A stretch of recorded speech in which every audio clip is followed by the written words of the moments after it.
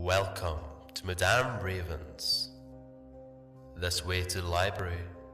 She's been expecting you.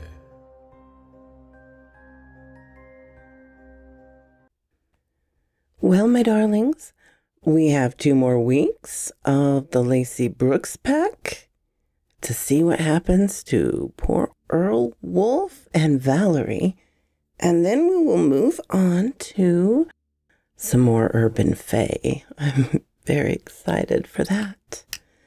Anyway, today I bring you the Lacy Brooks pack, Bad Moon Rising, Part 1. I see a bad moon arising. I see trouble on the way. I see earthquakes and lightning. I see bad times today. Hope you got your things together. Hope you are quite prepared to die. Looks like we're in for nasty weather. One eye is taken for an eye. Well, don't go around tonight. It's bound to take your life. There's a bad moon on the rise. John C. Fogerty, Creedence Clearwater Revival. Carlos Foros had never seen a woman so exquisitely lovely as Valerie Lefebvre. He knew that Don had tried to molest her and seethed with anger that the cretin had attempted to soil this paragon of pulchritude. He envisioned a higher purpose for this prize. He would find a way to pit her against a monster that was not supremely powerful, but would still attack and attempt to slaughter her. He wanted to weigh her fighting skills against bestial ferocity. There would be no ripping to shreds and gobbling. Her beauty would be destroyed piecemeal in a protracted struggle that would enrage her attacker with frustrated hunger lust. His yearnings would be sated when he viewed what he considered to be a sanguine opera of mayhem. He had a creature in mind, the old werewolf. He hadn't told Dr. Z, but the thing had stopped eating altogether. It drank plenty of water and then would curl up to sleep. It was losing hair and seemed to have shrunken in on itself, just enough to notice. It no longer looked like the terrible beast man that it had been upon its capture. Now that Val was in the next enclosure around the corner from it, he had formed a new plan. He would not tempt the thing with the child as he had originally intended. He would instead find a way for it to face her. It would be a feast for the senses and would go far to repaying the humiliations that Dr. Z had visited on him for nearly losing the female squatch. He knew that he should move on from gazing at her through the window of her paddock. He always had to take care to avoid any scrutiny of himself. He made some notes and then turned towards the next paddock, that of the old were. Earl Wolf didn't know how much longer he could hold out. He'd been starving himself since he'd arrived. He'd done little to make him weak and perhaps a little insane. Each moment was a struggle against the law of self-preservation, accompanied by a war against his very nature. No, not my nature, that of the beast I'd become. My new reality. It had finally gotten a little easier, at least physically, yet he feared that with the right meal set before him, he would lose to the wolf within and devour without thinking. He knew that once he'd done that, there would be no return. He would be a full-fledged monster in need of being neutralized. Lacy had saved most of his mind for him. Her quick thinking, when was first bitten, had provided at least a limited antidote, and since then she and the rest of the pack had helped him avoid eating the flesh of humans. Since his captivity, he'd wondered whether those were factors in retaining what sanity he had. What higher functions of his mind he still possessed. His refusal to consume human flesh and blood. Now he was in terrible danger of wasting that great fortune that had befallen him. He struggled to think of the past and to recall everything he could about having been a man. He knew that his physical health was failing once again. He had been happy recently that his body had continued to incrementally grow stronger and more fit, yet now he felt weak and lethargic. He knew that the condition was mostly due to starvation, but he also understood that if he became weak enough, when the time came, perhaps he would be unable to consume whatever person they'd used to tempt his appetites, and that would be his triumph. He sensed the keeper standing outside his enclosure. He wasn't sure how he knew. He couldn't smell the thing, nor hear it. When he looked at the glass, he saw only his own reflection. Still, he knew. He considered standing and pacing to show it that he was still healthy, even though he wasn't. They might force-feed him or insert an IV. That would be the end of him, and he knew it. A wave of weakness and nausea plagued him for a moment, and he curled into a tighter ball of misery until it passed. When it had, the keeper had moved along as well. He considered his other worries, primarily Adele. What had happened to his sweet young granddaughter? How had Lacy and the others reacted? Had they put themselves at risk, been captured, given up and fled? He had no answers and no idea how to serve the pack. He could only adhere to his current plans and hope that they would lead to the best outcome. Lacy slowly crouched into position for her spring. The two legs were the same who had captured Adele and Earl Wolf. She had no way to question them, but if the pack could take one alive, she might be able to get Jean Cloud to do it for her. If she could make him understand what she needed, maybe she could simply frighten them into babbling. The other two legs in the group of hunters each possessed a strange effluvium that undercut their normal odors. The smell made them hard to distinguish from one another, yet she, Oscar, and Errol, too, had worked out that they were some type of dull-witted servants. They were a danger while the hunters were there to guide them, but would be easily discarded after the reviving was done.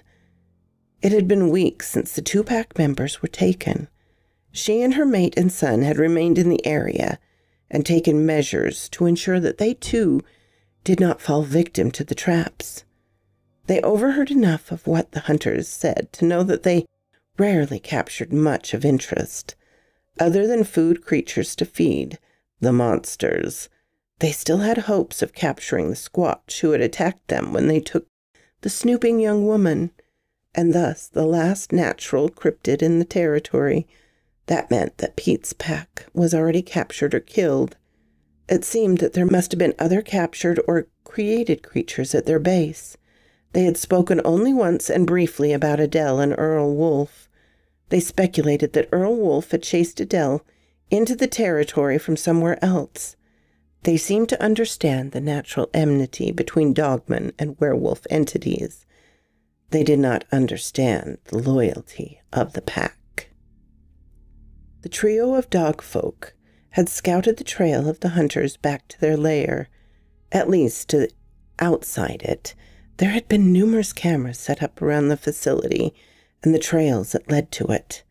They were well concealed. Even the roadway looked no different than the main logging and utility roads in the area. It ended at a large garage that rested against a concrete wall at the base of the bridge.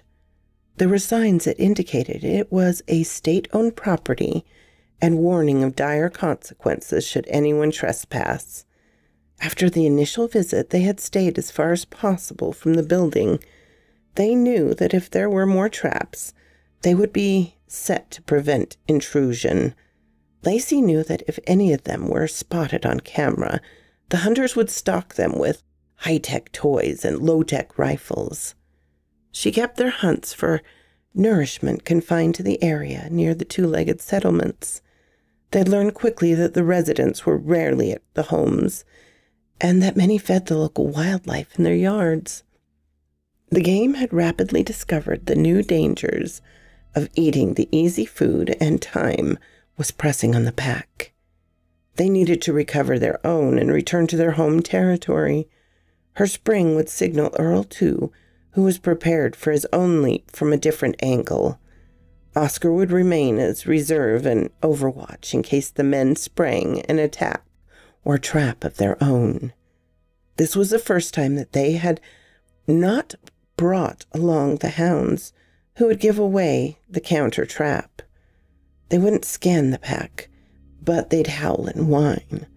She scanned the area one last time. Valerie Lefevre paced her cell. She couldn't believe that they'd kept her in the stupid animal cage for so long.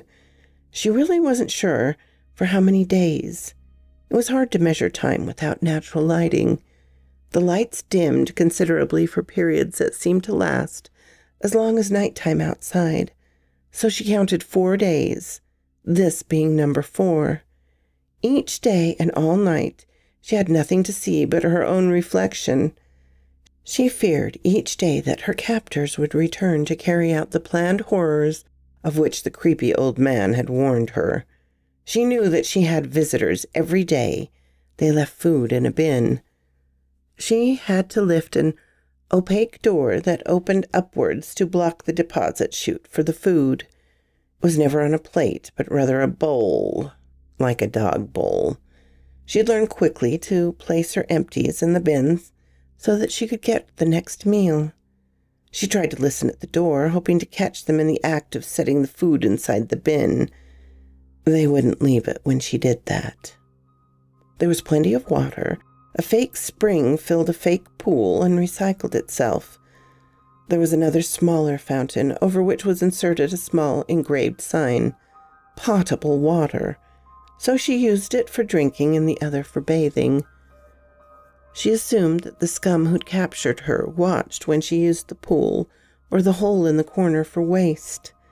The room was climate-controlled, but still managed to feel a little dank. Underground, next to a river that fills a large lake, maybe even below the waterline. Wherever it was well hidden, adjacent to plain sight. Her thoughts returned to Earl Wolf. If he was here, what had happened to the rest of the Lacy Brooks pack? He had looked a gaunt and balding when she saw him the one time. Maybe keeping a werewolf penned was bad for its health. It wasn't doing her much good. She avoided her normal habit of speaking aloud. She knew that the freaks likely listened to her all the time. She did a set of push-ups and then resumed her pacing. She had to stay limber for when the time came. To do what, she wasn't sure. A voice emitted from the overhead speaker. The crusty guy that Charlie had called the keeper. "We're coming into your enclosure shortly. We prefer you to come with us peacefully, but we can't always subdue you. Which way do you want to go?" Val didn't have to consider. Her big fear is that they would use some means to knock her unconscious and bind her, so that she would be unable to react. If they'd caught Earl Wolf, she shook off her concerns. "They'll underestimate me. They always do," she shrugged.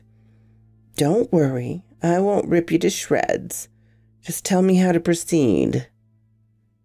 Dr. Z prepared for his latest experiment based on the results of the serum he'd developed from the altered cryptids. He decided in the end that his eldest zombie tech would make an appropriate subject for his first run at the revitalizing tonic. It had worked well on the skunk ape. The beast had become vigorous and aggressive, but had not physically changed. It was a mature specimen, but now conducted itself like a recently post-adolescent specimen. Internal scans showed a reduction in the internal wear on its joints and organs. He'd had the keeper put the human test subject in a cage while he detoxified from the zombie venom. He had to allow one substance to subside before he tried the other. He could have gotten a clean subject from the community, but decided that there had been enough disappearances. They had started to draw unwelcome attention to the vicinity. He hadn't even replaced the maintenance and repair tech. A pair of Z-Techs escorted their erstwhile comrade into the room. Dr. Z smiled at the elderly man, who appeared somewhat worse for wear. He'd have to speak to the keeper about taking care of the Z-Techs until they were no longer needed. "Dr. Blanchard, Francois, so good to see you. It's been too many years, ever since you retired from St. Balthasar Center, yes?" The old man stared for a moment. "Ignace, Dr.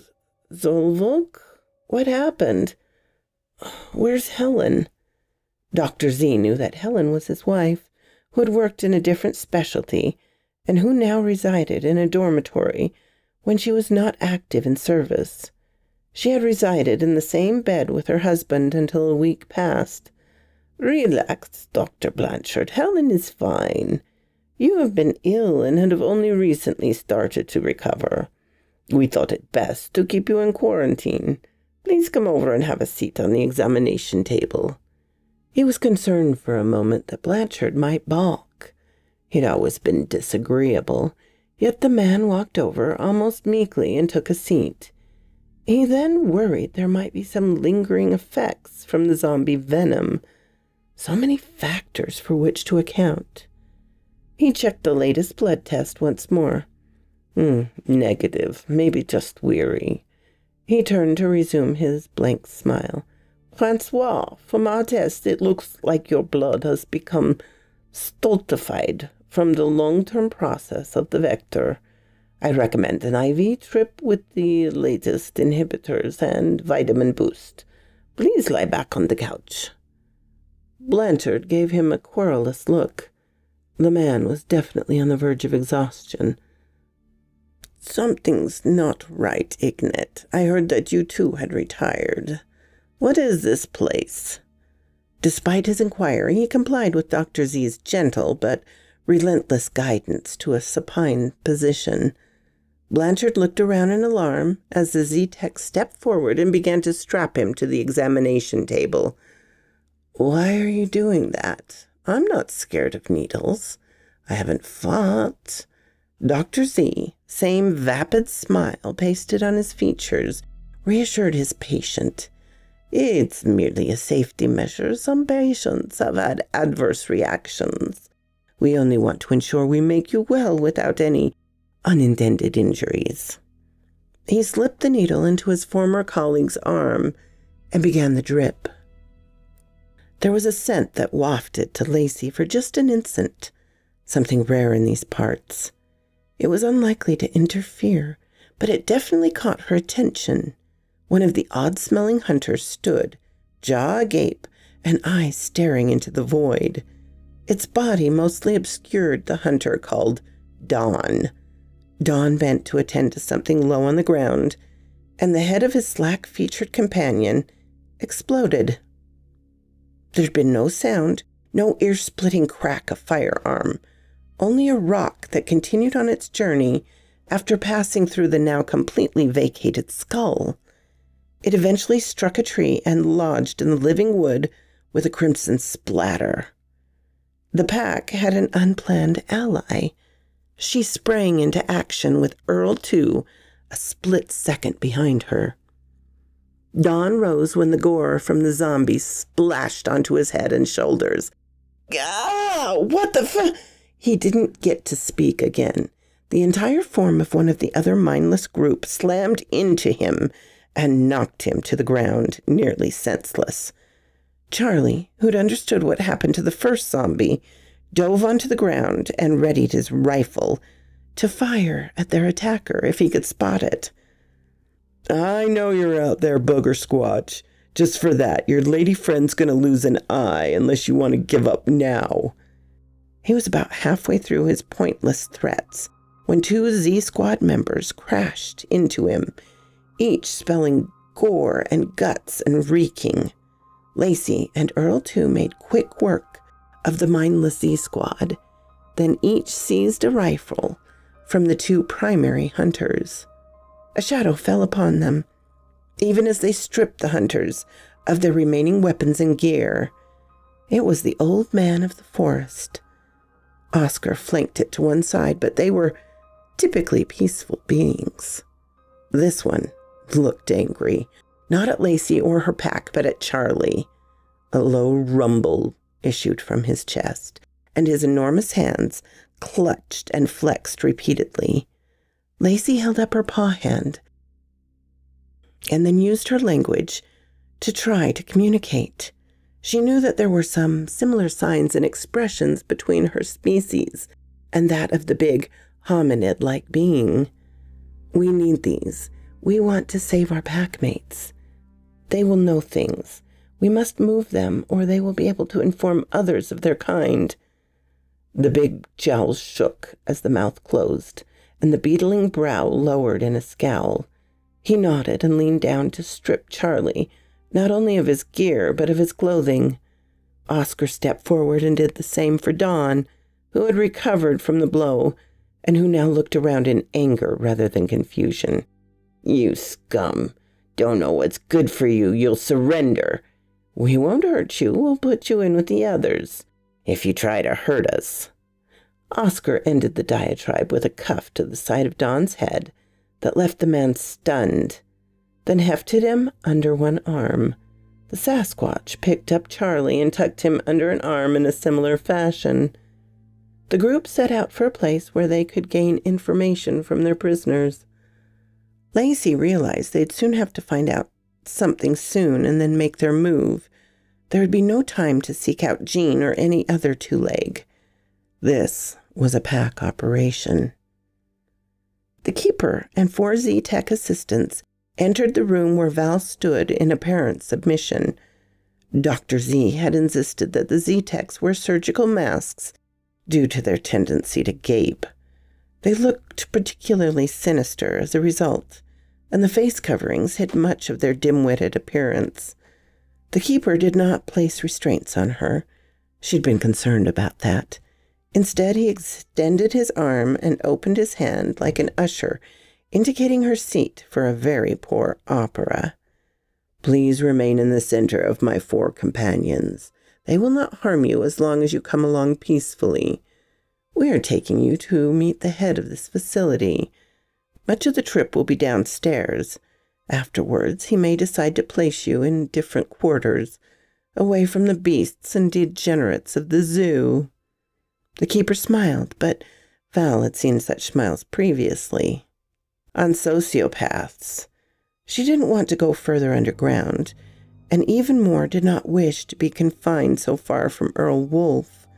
He looked pretty ill, and she had to find some way to help. She might also have to find and rescue Lacy or others of her pack. She meekly assumed a place among the 4 escorts and examined how she might take out so many. She studied them and noted that they were 2 men and 2 women in baggy garments, lab coveralls. The hair that showed beneath the caps were varying shades of gray or silver. "They're all geezers," she thought hopefully. "The keeper is the key. The rest will go down with busted knees and broken hips. Poor old codgers." The escorts led her to the left, away from Earl Wolf's enclosure. She had not been this way and decided to remain calm for at least a short distance, perhaps at the head of the stairs. They followed the wide corridor past more enclosures, and she caught her breath just a little when she recognized her niece, Adele, in one of them. The poor dogman, or girl, looked healthy enough, but sat dully within her enclosure and stared into space. A bit of drool hung from one side of her muzzle. Then they reached the stairwell. It was perfect. One set ascended and the other descended. The first 2 Z-Techs began their descent, and Val assisted them by a hard push to each of their outside shoulders. She had calculated the move to throw them off balance so that they would fall in a heap and entangle their limbs. It worked better than she could have hoped. She stepped backwards and rammed each of her elbows into the solar plexi of the other 2 escorts, then squatted and seized their lower legs. She stood, and both beings fell to the hard floor. She finally turned to face the keeper. she drew the little blade from her bra sheath and moved swiftly towards him. She knew that he could handle himself from the first encounter, but she could see that he was doughy and slow from sloth. He knew techniques, but had not been practicing, at least on anyone with the wherewithal to resist. He stumbled backwards at the inception of her assault, and now stared as stupidly as had his charges for a moment. It was a moment too long. Val delivered a toe scrape to his shin, followed immediately by a palm strike to his chin. She followed that with an elbow strike with her knife still gripped in hand. The keeper fell to the floor to join his comrades. Val turned quickly to determine what menace the escorts would pose. There was none. They each lay where they had fallen, clearly conscious yet unmoving, showing no self-motivation without the direction of their master. Val turned back to the keeper. She seized his electronic key and the laminated card attached to the same lanyard. The card listed a series of numbers. A door code? She wondered and hoped at once. He had an electronic pad on him as well. She briefly considered slitting his throat and that of the 4Z techs. Instead, she settled for taking the large zip ties from his belt and tying him to the two at the top of the stairs, then tying a gag in his mouth with a pair of the face masks that the zombies had worn. She tied it in place with the lanyard, then shoved the entire mess of flesh down the stairs and onto the first two. She was sure she was on camera. The keeper's pad included a red button that was inset to avoid accidental activation. Clearly, an alarm system, provided he had not activated and no one was watching the screens too closely. She had a short time to collect her friends and make for an exit. She ran back towards Earl Wolf's enclosure. She'd free him first so he could help with Adele. The poor thing looked like she needed help. For that matter, she and Earl Wolf might have to hold each other up while Val led the way. The door code worked, and the door opened. Valerie rushed in without thinking. She'd forgotten just how dangerous werewolves were, especially to those whom they loved.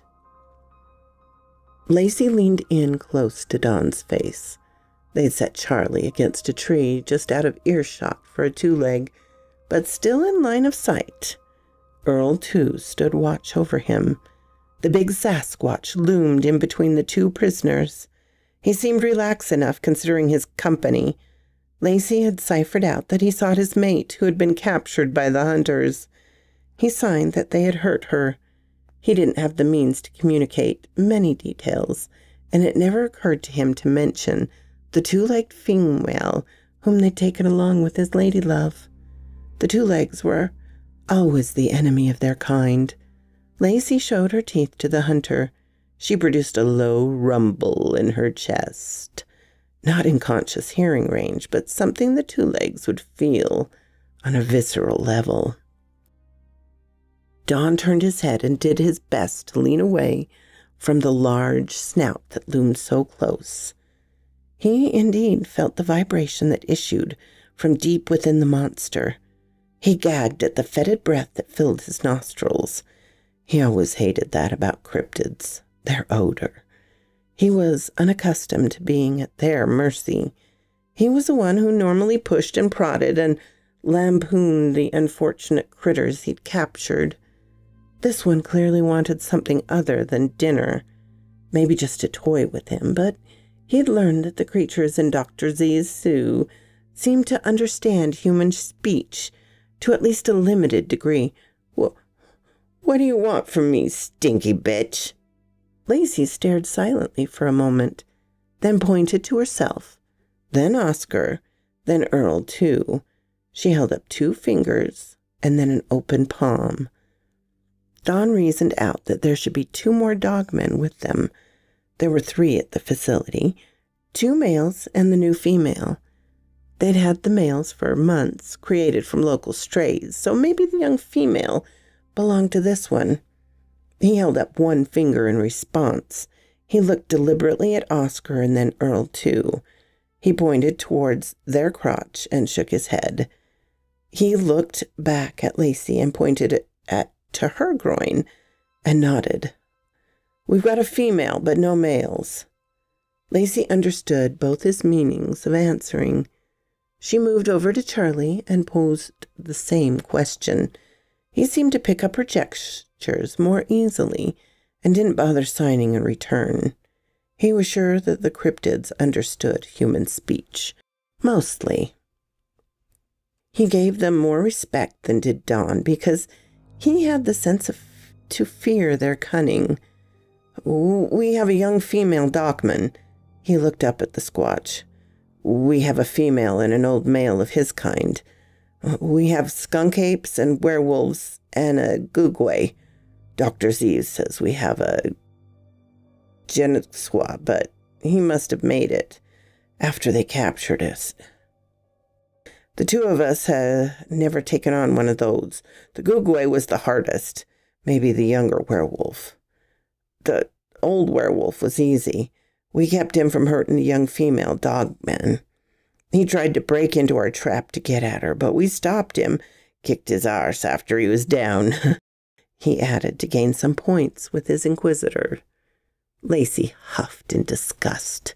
She considered slapping the idiot upside his head for bragging about bullying her father. However, she wanted to have a guide when they attempted to strike the facility. Charlie had proven the most helpful.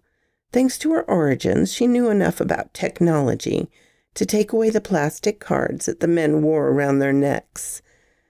They'd left the other devices back with their clothing. She kept Charlie and gave Dawn to the Squatch. She stalked over to Dawn and ensured that Charlie had his eyes on her. She casually ripped Dawn's head from his shoulders and tossed it at Charlie's feet. It was a good toss. It landed face up, mouth still working with nerves that had not quite died, and a brain that still had seconds to register what had happened. Charlie choked back the bile that rose in his gullet. "Oh, told you, Dawn." So quoth this raven, it's all coming together."